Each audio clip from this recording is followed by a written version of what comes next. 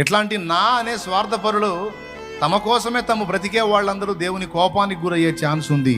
అందుకే అందరికీ చెప్తున్నా, నా అని నా కోసం, మన అని మనకు చెందిన వాళ్ళ కోసం కాదు, సమాజం కోసం కూడా బ్రతికిందే బ్రతుకు. సమాజంలో కొందరికైనా సేవ చేసిందే జీవితం. వాడు చచ్చి పాతాళంలో పోయి కూడా అయ్యా 10 మందికి చెప్పేటట్టు చూడయ్యా, 10 మందిని ఇక్కడికి రాకుండా చూడే అన్నాడేమో చూడు.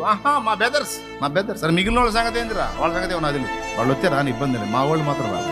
మృతులకు స్పర్శ ఉంటుంది, మృతులకు స్పృహ ఉంటుంది, మృతులకు ఈ బంధాలను కూర్చున్న గ్రహింపు ఉంటుంది. పరదైసు కోలాహలంతో ఉంటుంది. పరదైసు పరిశుద్ధుల విశ్రమ స్థానం, ఆనందమయమైన ప్రదేశం. పరదైసుకి ఎవరు వెళ్తారు? ప్రస్తుతం దేవుని యందు విశ్వాసం ఉంచి విధేయత చూపి రక్షణానుభవంలోనికి వచ్చినటువంటి వ్యక్తులు పరదైసు మహిమ. పాతాళానికి ఎవరు వెళ్తారు? దేవుని వాక్యానికి చెవినియక తిరస్కరించి తెలిసి త్రోసివేసినటువంటి మూర్ఖులు, గర్వంతులు, అహంభావులో లెక్కలేని వారు వెళ్తారు పాతాళాగ్నికి.